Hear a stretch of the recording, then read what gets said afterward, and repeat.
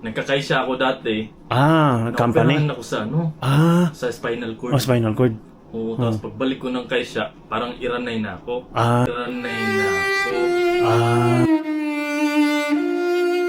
Mumotor lang ako, delivery.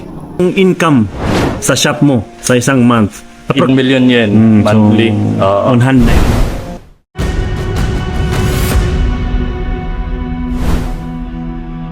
Hello guys! Welcome dito sa panibagong vlog. So, ngayong araw na to, kasama natin si Kuya Nico na nagmamayari ng ano to dito?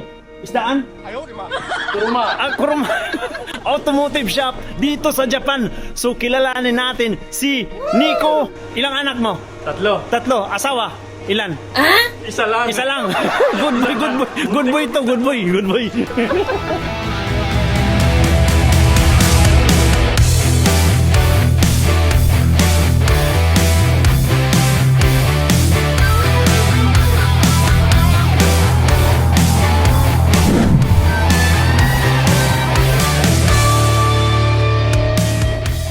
Yo! Ay, welcome. Hey! Welcome.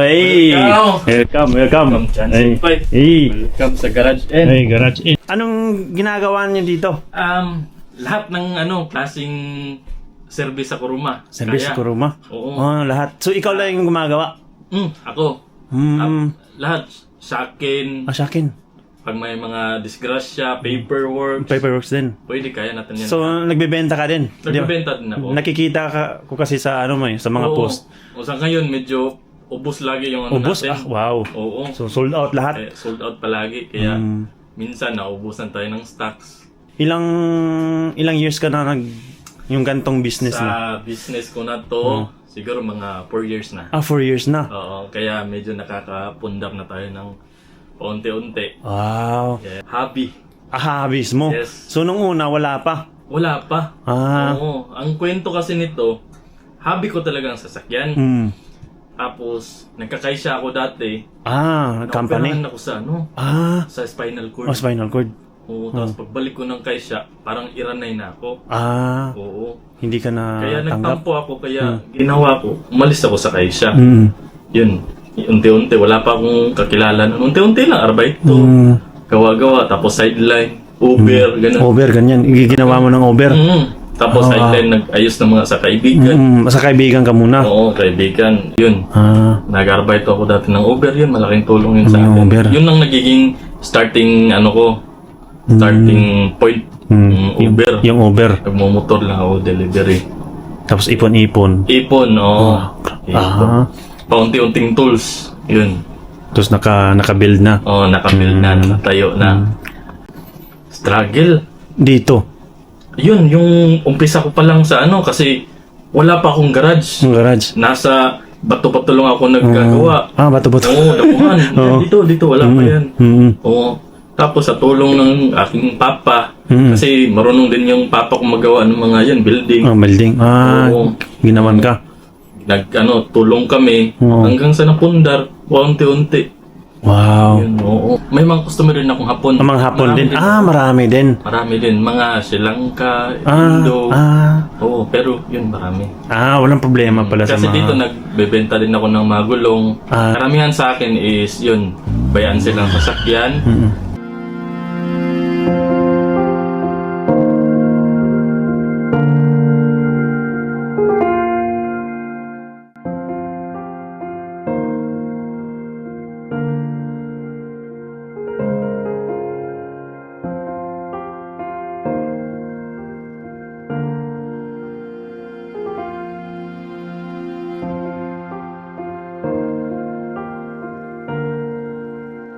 Isa lang yung goal ko. Makatulong sa mas marami. Tulong sa mas marami. Ayos yun. Kasi lahat ng... Hindi naman lahat. Karamihan kasi sa atin mga Pinoy, hirap magpunta sa mga malalaking shop. Tapos, may gusto silang ipagawa, hindi sila maka-explain, hindi sila maka-intindi. Kasi Japanese. Yun ang goal ko na makatulong. Ma-explain nila sa akin yung gusto nila at makapagbigay ng opinion. na kung saan sila mas makakamura. Oo. Brakes at saka gulong. Pinakamarami. Oo. Yung repair.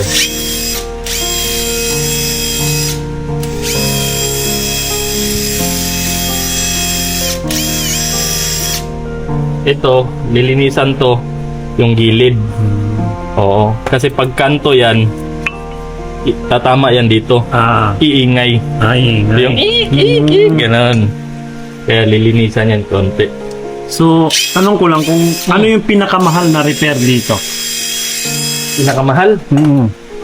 Yun, pag nasira ang aside sa yung mga bangga, pag nasira yung alternator, yun, yung compressor aircon, yun, medyo mahal yun. Yung pyesa nun. May mga time ba na nagkakamali kayo? Meron. Meron ba? Oo, marami. Marami ba? Oo, marami. So, paano yun, bumabalik yung mga customer? Bumabalik. Uy, Oo. sira to.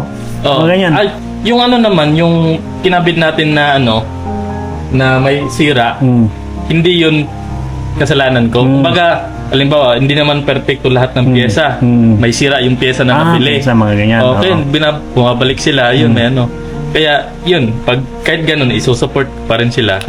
Walang problema. Walang problema. Ganyan. Oo. So, free na yun. Free na yun. Or minsan, kung hindi ko kasalanan, pwedeng pag-usapan, hati sa expenses, ganun. I see. Oo. Oo. May time ba na gusto mo nang sumuko dito? Ay, oo, maraming beses. Lalo nung una, siguro mga 1 taon ko pa lang dito.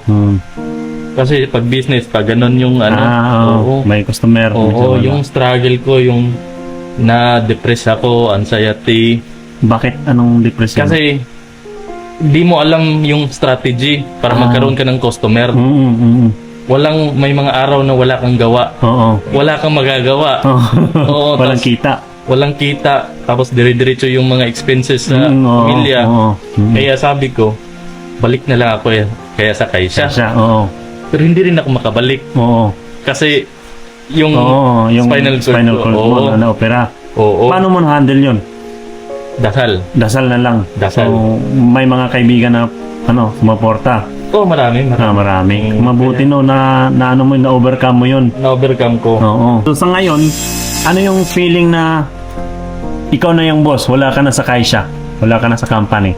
Hindi ko pa matatawag na boss yung sarili ko. Kasi ako pa rin nagtatrabaho. Pag andyan yung mga tumutulong na arabayto sa akin, feeling boss ako.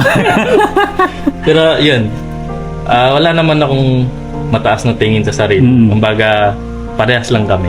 Oo. Tinuturing ko pa rin sila na tropa. Kaibigan.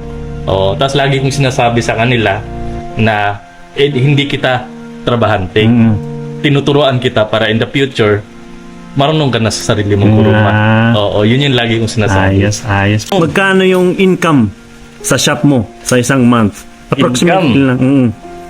Sa yen. Sa yen, kung hindi ko isasama yung benta, yung kita lang sa mga ganito, siguro pag pinaka-busy, nasa 50. 50 lapad. 50,000. 500,000 yen. Yes. 500,000 yen. Iba yung mga buy and sell natin. Buy and sell. Iba na yun. Iba na yun. So, total siguro mga 1 million yen. 1 million yen monthly. On hand na yun. Hindi masyadong malaki kita. Pero nag-enjoy ka. Nag-enjoy ako. Yung pinakamaganda. Nag-enjoy ka sa ginagawa mo. Masatisfy yung customer natin. Na nakamura sila, quality. Yon. Mga advice mo sa gusto mag-start ng negosyo ng mga ganito dito sa Japan? Advice ko, based sa experience ko, tiwala sa sarili. Sa sarili. Oo, tiwala sa sarili. Kasi kung wala kang tiwala sa sarili mo, walang magtitiwala sa'yo. Yun ang number one. Yun. Maganda. Yan, shout out kina Lemuel Store. Yan, mga kaibigan ko yan, si Joms Lechon. Yan. Ito, idol ko. Yun yung mga nag-ano sa'yo nag-recommend. Nakaka-inspire mga tao. Susunod, ikaw na naman ma-inspire. Ako na ma-inspire sana. So, grabe, sobrang inspiring yung storya mo. So, salamat sa pag-share ng iyong experience. Thank you. Thank you. Thank you. God bless, kuya. God bless din. Isa siyang patunay na kahit saan man tayo mapadpad kung may diskarte, pangarap at sabayan ng dasal ay pwede tayong magtagumpay sa hamon ng buhay. Guys, kung na-inspire ka sa video na to, don't forget to like, share, and subscribe. Salamat sa inyo. God bless.